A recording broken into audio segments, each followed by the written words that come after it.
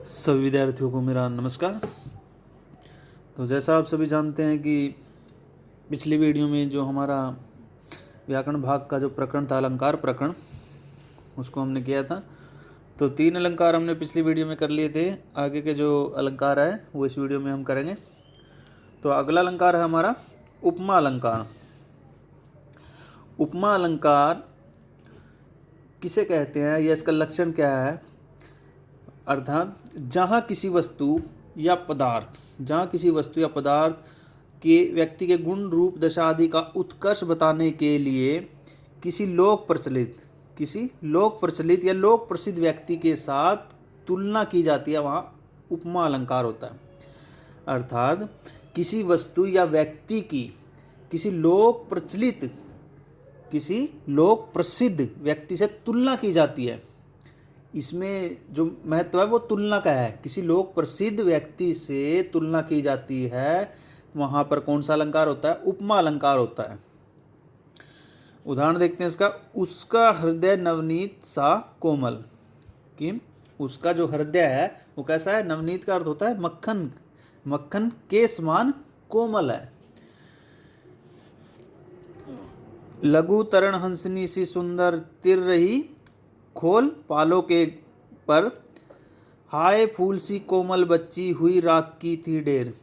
अर्थात इसके जो चिन्ह है, इसके जो उदाहरण के चिन्ह है वो सा, सी और से, जिस भी उदाहरण में चिन्ह नजर आते हैं ये पहचान है इसकी, वहां पर कौन सा अलंकार होता है? उपमा अलंकार होता है।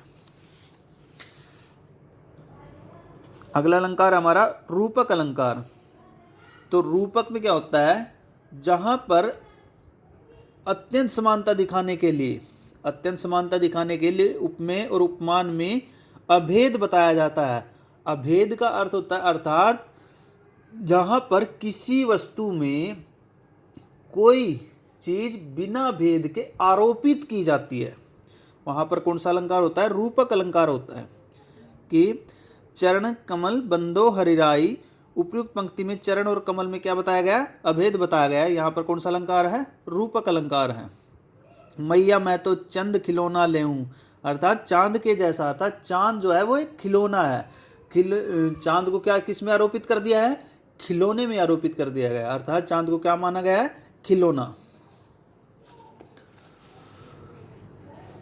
अगला अलंकार हमारा अतिशोक्ति। अतिशोक्ति अलंकार वह अलंकार होता है जहां पर किसी भी बात या घटना का जो वर्णन होता है उसको अत्यधिक मात्रा में बढ़ा चढ़ा करके प्रस्तुत किया जाता है। जहां पर किसी भी बात या घटना को बहुत अधिक इतना बढ़ा चढ़ा दिया जाए कि वह लोक मर्यादा या लोक सीमा को लांघ जाए, वहां पर कौन सा अलंकार होता है? अतिशोक्ति। तो देखिए, राघव की चतुरंग चमू चय को गने केशव राज समाजनी, सुर तुरंगनी के उलझे पग तुंग पताकनी की पट साजनी। और इसका एक और जो प्रसिद्ध उदाहरण है कि हनुमान की पूंछ को लग न पाई आग, लंका शीघ्र जल गई गए निशाचर भाग। अगला अलंकार है हमारा अन्योक्ति अलंकार।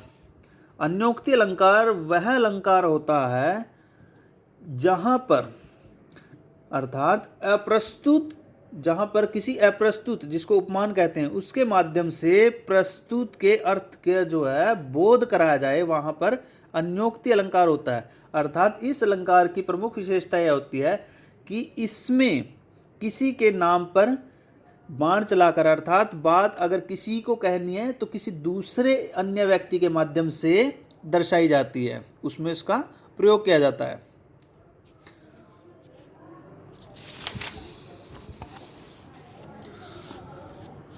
उसके पश्चात है उत्प्रेक्षा अलंकार। उत्प्रेक्षा अलंकार जहां पर समानता के कारण उपमेय और उपमान की संभावना, इसमें जो आवश्यक चीज है वहां पर संभावना या कल्पना की जाती है।